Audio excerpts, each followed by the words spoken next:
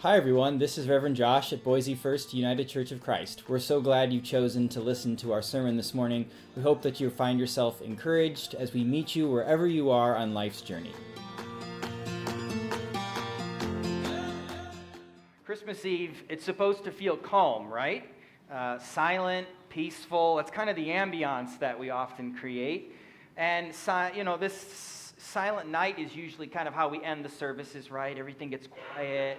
We light the candles. We sing a really somber song.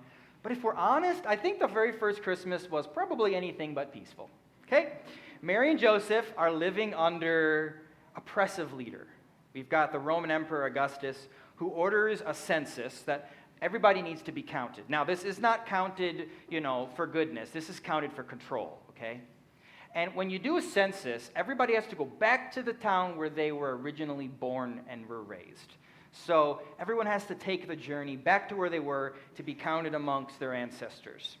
Now, this is the census that is ordered, and the time is not really great for all of this to happen. They have to go from Nazareth to Bethlehem, which is a really long journey. Clearly, Mary's in the 9th month of pregnancy, and that's when this decree decides to come from the emperor. You need to travel for the census. Now, I kind of, when I think about the Christmas story, and they make the journey, she's on the donkey, and they arrive, I can't help but imagine that Mary probably kind of felt a little annoyed, because she's like, listen, God, you put the Son of God inside of me. Kind of a tall order already. Big ask here. And now I'm in the 9th month, and you can't wait for me to induce labor until I at least get back home to the comfort of my own home. Or maybe at least get back home to the midwife that I've been working with that's supposed to help me, birth this child. Instead, you have to allow this Christ child to come enter into the world while I'm traveling. And then to make it even worse, my knucklehead husband hasn't made any reservations for this journey. He had one task. I've brought the child this far. He's supposed to have brought us the rest of the way. And now they've arrived. They can't find anywhere to be. And so they end up in a stable. And as our beautiful pageant showed us last week with all of our kids, it was anything but silent. It was anything but stable. It was really just chaotic, right? We had our little sheep running around. They were loud. One of the little sheep, literally not rehearsed, yelled and did a full circle around this communion table in the middle of the pageant. I mean, that's probably a pretty good picture of what it was like if she's giving birth with a bunch of animals around her. But I think more than that, what's interesting to think that she gave birth, and we don't know that anybody else is there but her and Joseph. I'm pretty sure Joseph probably was not trained by the midwife on how to support her. And I wonder if Joseph all of a sudden was thrown into a role he had not anticipated, nor had Mary. And I wonder if Mary felt good in his arms with this big responsibility. This is not the midwife that she had trained with, and he couldn't even figure out how to make a reservation. How's he going to help me with this? I bet there was a lot of fear. I bet there was a lot of anxiety. I bet there was a lot of uncertainty. I bet it was a lot of yelling alongside the sounds of the animals. This was anything but neat, anything but calm, anything but silent. Probably a lot of fear and anxiety. It's a lot of frustration with God. God, if you can put the Son of God in my stomach, couldn't you have just held this off a little bit longer? This is not really a convenient moment or time or place for this to happen. Reality is I think many of us, as we sit here this Christmas, we experience fear, right? Fear about a variety of things. Maybe we too experience fear about maybe money or housing, or if we're going to have enough to pay off our student loans, or if we'll have enough for retirement, or if our investments will sustain the retirement we've begun. Maybe we have anxiety about our health, pregnancies, or diagnoses, or maybe a journey you're on for adoption. Maybe you have fears about losing a spouse or a partner and what your life will look like after that. Perhaps you have fears about the state of our world. Perhaps just the news makes your blood pressure go up. Perhaps you have fear about connection with family members and wondering how issues and problems will be resolved. Fear feels fragile, doesn't it? We can feel fragile. It can feel temporary, but it also can feel unresolved at times, and there's not always an answer to move through it. Quite frankly, we live in a world where fear is It kind of talks. It kind of runs the show. Our politicians on both sides are always trying to figure out what the thing is that will make us most afraid and vote for them. And even if they have a slogan of hope or something, they still try to give the narrative of fear and then remind why they're bringing hope to that fearful situation. You turn on the television, you read the newspapers, you watch our legislature. Fear is just in the water. Fear seems to be the ways in which our emotions are controlled or manipulated. Fear seems to be such a part of our lives, and I bet it was such a part of Joseph and Mary's life that evening. Not how they had planned, not how they had expected their lives or this birth. You know, there's studies that tell us that you need 5 positive messages in order to counteract every one negative message for our brain and the anxiety and fear that it creates in us. It's a lot to kind of override that. It almost feels like too much. Like, how am I going to do that? And where am I going to get all that positivity? You just really need an optimist in your life, okay? Everybody needs an optimist. Christmas Eve, I don't think the point of the story is that it's silent and all tight and needy, and wonderful and perfect. But instead, I think it's a reminder to us that in the midst of our fear, good news kind of breaks in. Good news breaks in, not politely, not quietly, not safely, but in the midst of the fear, something happens. Luke tells us in the story, his telling of the Christmas story, Luke chapter 1, verse 8, that while Mary and Joseph are experiencing this unexpected birth, something happens. That night, Jesus was born. There were shepherds staying in a field nearby, guarding their flocks of sheep. Suddenly an angel of the Lord appeared among them, and the radiance of the Lord's glory surrounded them. They were terrified. Rightfully so. I'd be terrified too if something appeared to me like that. Verse 10, but the angel reassured them, don't be afraid. That was very kind of them. He said, I bring you good news that will bring great joy to all people. Notice there it says all people. Not just the Jewish people, not just some people, not just Republicans, not just Democrats, not just nice people, but all people. Everyone. Every human that is on the earth.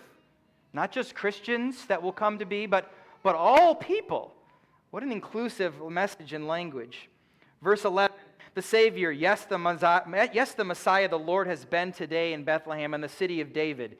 And you will recognize him by this sign. You will find a baby wrapped snugly in strips of cloth, lying in a manger.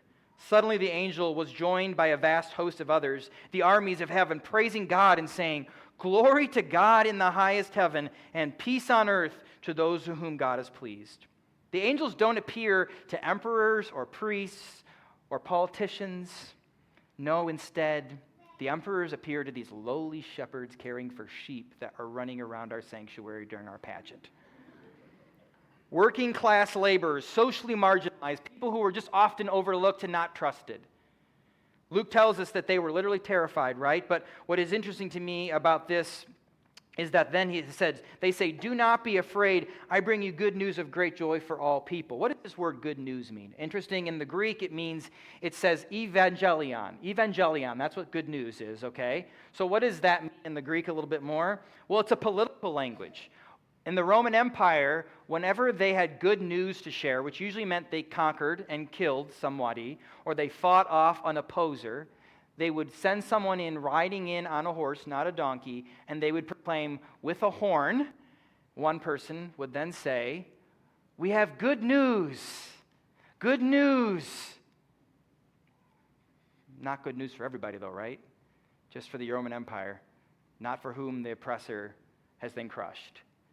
And so it's interesting here. This word's sort of being redeemed. It's the angels appearing and saying, I've got good news, but not just for the Roman Empire, not just for those who live in Rome, but I've got good news for all people. And a message of great joy for all people. An inclusive message. But then it's interesting even more that we see this message is proclaimed by what says a multitude of heavenly hosts. That's really fluffy language, right? It looks cute on like an embroidered sweater that grandma made, but like no one really always knows what that means. Like, okay, that's interesting. Well, here's what that means in Greek. That means that word is pronounced strata. And that literally means, it's a military term in the Roman Empire. It literally means a fleet of angels or a fleet of an army. And so we have like an army of angels that are appearing in the sky, a fleet of them. But they're not coming to declare war. They're not coming with weapons. They're coming singing. They're not coming for conquest. They're proclaiming peace. And instead of domination, they're announcing a baby, not an emperor who's only interested in their own power. Instead, they proclaim this child who will come to empower people. This is not a quiet, this is not a disrupt, this is not a simple, silent night. This is a loud proclamation that peace is coming for all people. And it comes crashing in a moment when it's needed most. When Mary and Joseph are afraid.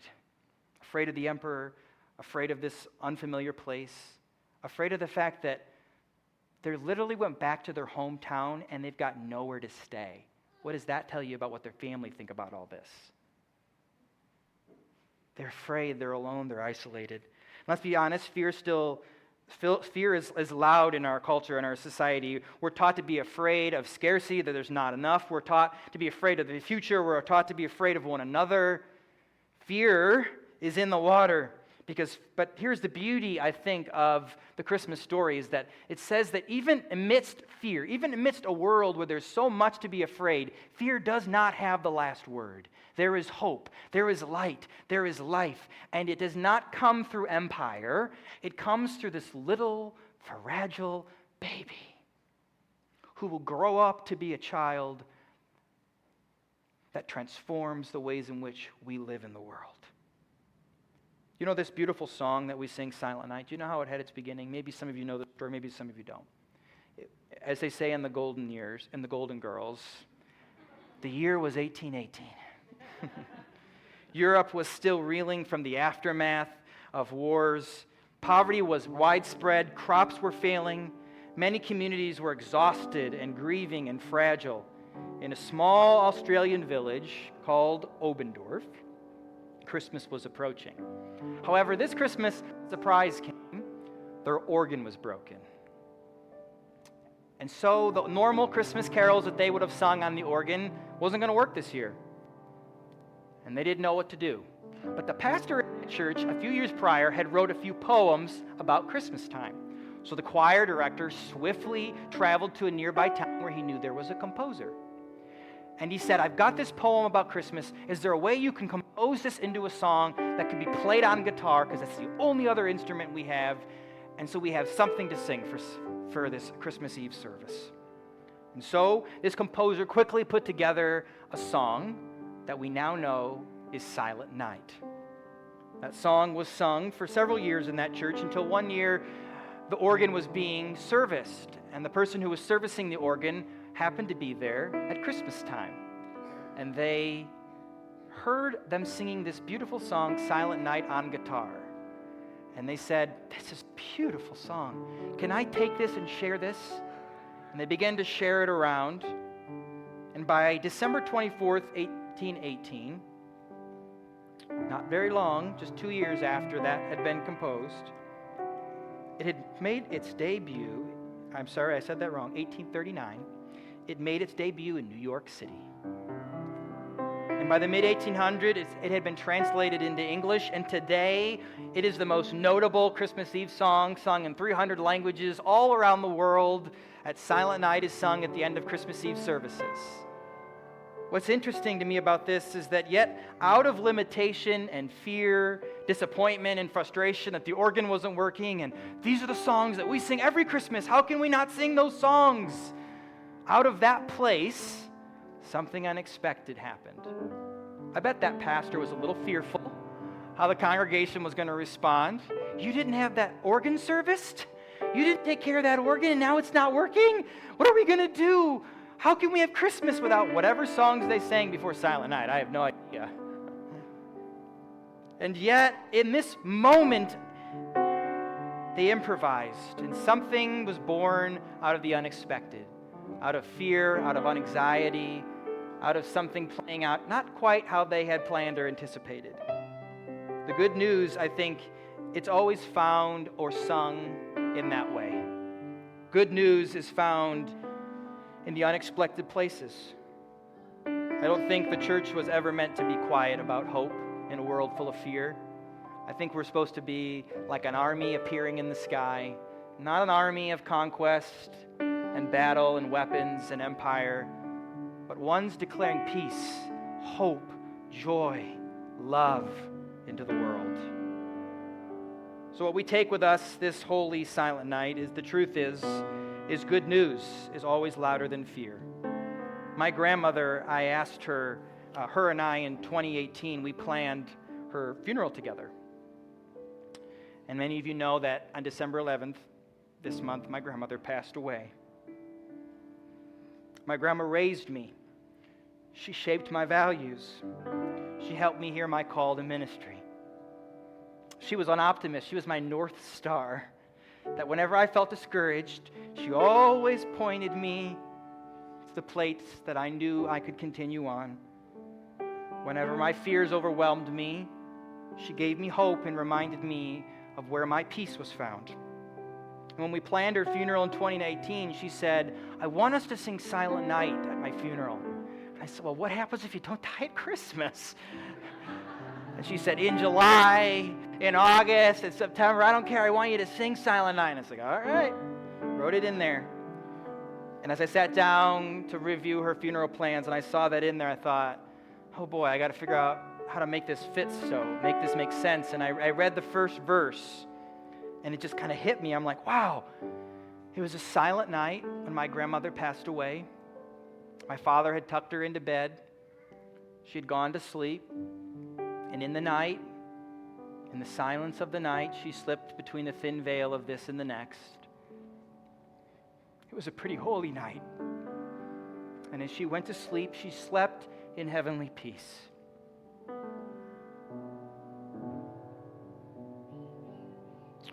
And I found myself wondering, what does heavenly peace mean? And so I went and I looked at some background on what the composer meant when he said heavenly peace.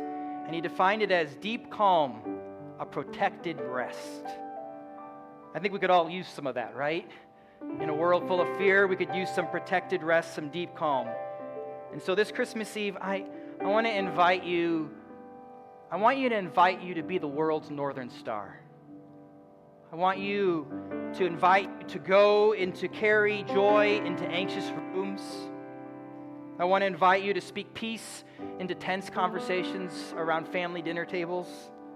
I want you to amplify stories of goodness. Remember, we need 5 for every negative.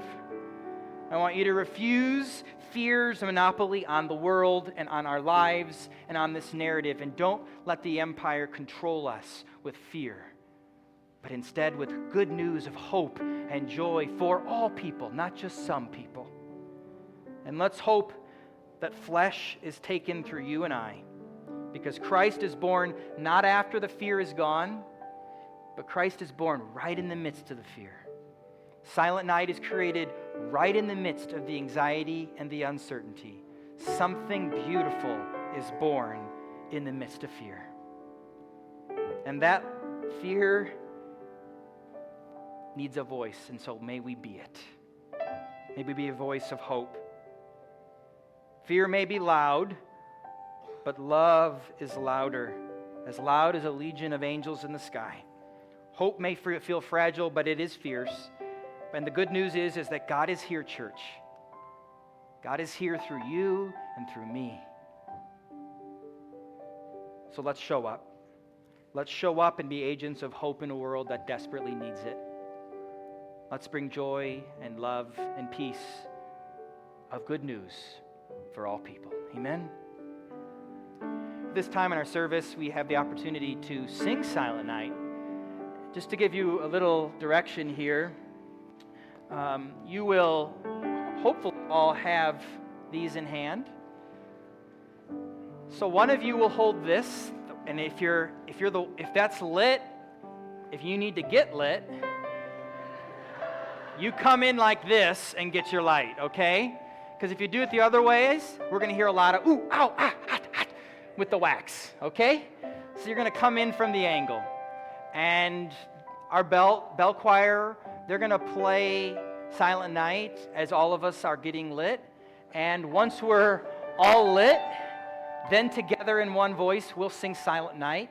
The first 2 verses we'll sing together, and then we'll hear the song sung in German, kind of the head nod to our connection to our Congregationalism and the Reformed Church and our mergers, as well as connections to the original nature of this song. And then on the 3rd verse, we'll all join back in with after Vicky sings that, and we'll sing that final verse all together, one loud voice. How does that sound? Does that sound good? So, hear these words. Let us receive the light of Christ now, the Christ candle that I will get our light from, that will then light all of your candles. May you remember the words of Christ as you do this. Jesus said in his final moments on the earth, or his final days, you will do even greater works than me. What a weird thing to hear. And the bells can join, please. Is this all the bells? Oh, lovely, good. What a weird thing to hear Jesus say, because he did some pretty great things. And yet he calls us and says, we're going to do even greater things. You know why that is, I think? Because Jesus' body was limited by geographical location and time and history. He says, I'm going to come and I'm going to give you my light. I'm going to give you my spirit. And it's going to transcend time. Over 2,000 years now, people have walked the earth, and we have done greater things than Christ could have ever done in his 3 years, because we expand the whole earth, the whole test of time, bringing the light and love and hope of Christ. So take this light and be this light, for that is what we are called to on this Christmas, to be light in a world full of fear. Will you stand with me? And we'll receive the light.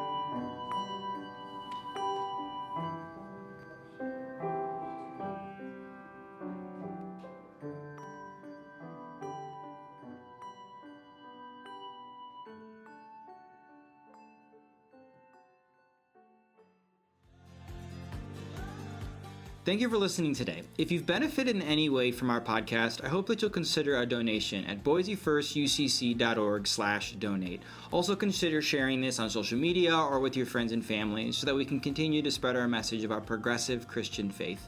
If you're ever in Boise, we hope you'll stop by. We would love to be able to meet you in person. Until then, let's continue to live into our values of love and inclusion.